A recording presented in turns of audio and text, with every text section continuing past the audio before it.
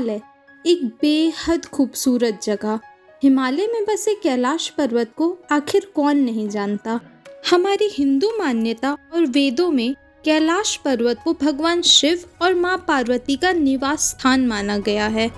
ऐसा कहा जाता है कि पिछले 21,000 सालों से यहाँ शिव और पार्वती मेडिटेशन कर रहे हैं।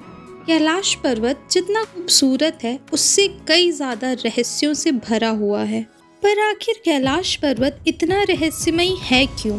वो इसलिए क्योंकि आज तक इस पर्वत पर सिर्फ एक व्यक्ति चढ़ पाया है और कोई भी नहीं। कैलाश पर्वत 2 करोड़ साल पुराना है। यहाँ के कुछ ऐसे रहस्य हैं जो साइंटिस्ट को भी हैरान कर चुके हैं, क्योंकि साइंस के पास उसका कोई भी जवाब नहीं है। जैसे हर जगह के पीछे एक कहानी होती है, वैसे ही कैलाश पर्वत के पीछे भी एक कहानी है। राजा दक्ष की पुत्री देवी सती को भगवान शिव से प्रेम हो गया और वो उनसे विवाह करना चाहती थी, लेकिन राजा दक्ष इसके खिलाफ थे। वो अपने पुत्री का विवाह भगवान शिव से नहीं कराना चाहते थे, जिसके बाद देवी सती अपने पिता राजा दक्ष के खिलाफ जाकर भगवान शिव से विवाह कर ली। कुछ समय बाद राजा दक्ष ने एक यज्ञ रखा और उन्होंने लॉर्ड शिवा के अलावा बाकी सब देवी देवताओं को उस यज्ञ पे आमंत्रित किया। इस बारे में देवी सती को पता चला और क्रोध में यज्ञ में जाकर उन्होंने अपने पिता से प्रश्न किया कि आखिर उनके पति भगवान शिव को इस यज्ञ में आमंत्रित क्यों नहीं किया गया, जिसके जवाब में राजा दक्ष ने शिव भगवान के बारे में बहुत बुरा भला बोला। इतने लोगों के सामने शिव भगवान की बेइज्जती होते देखकर देवी सती क्रोध में आ गई और क्रोध में उसी यज्ञ के हवन कुंड में कूदकर अपनी जान दे दी। इस बात का ज्ञात भगवान शिव को होते ही वो क्रोध और दुख में पूरे संसार को नष्ट करने लगे, जिसके बाद उन्हें बताया गया कि देवी सती देवी पार्वती के रूप में दोबारा जन्म लेंगी। और सालों बाद देवी पार्वती का जन्म हुआ और शिव पार्वती का विवाह हुआ। ऐसा कहा जाता है कि तब से शिव पार्वती दोनों पिछले हजारों सालों से कैलाश पर्वत में ही हैं। कैलाश पर्वत के बहुत से ऐसे रहस्य हैं जो आज तक किसी की समझ में नहीं आया। माउंट एवरेस्ट से तो आप सब वाकिफ ही होंगे।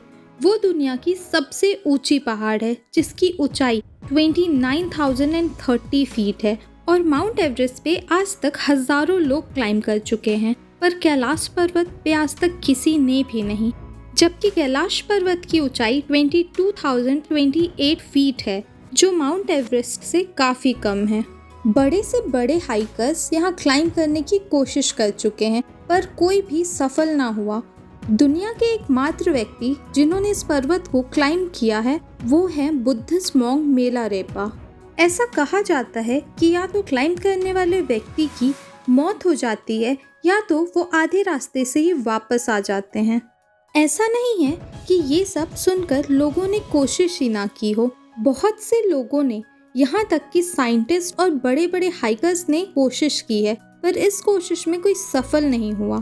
क्लाइम करने वाले लोगों का ये कहना है वे काफ़ी तैयारी के साथ यहाँ जाते हैं, पर किसी न किसी वजह से वे सारे असफल ही रह जाते हैं। या तो उनके गैजेट्स काम नहीं करते, या तो वे रास्ता भटक जाते हैं और घूम फिर कर बार बार एक ही जगह पर वापस आ जाते हैं, जिस वजह से उन्हें वापस आना पड़ता है।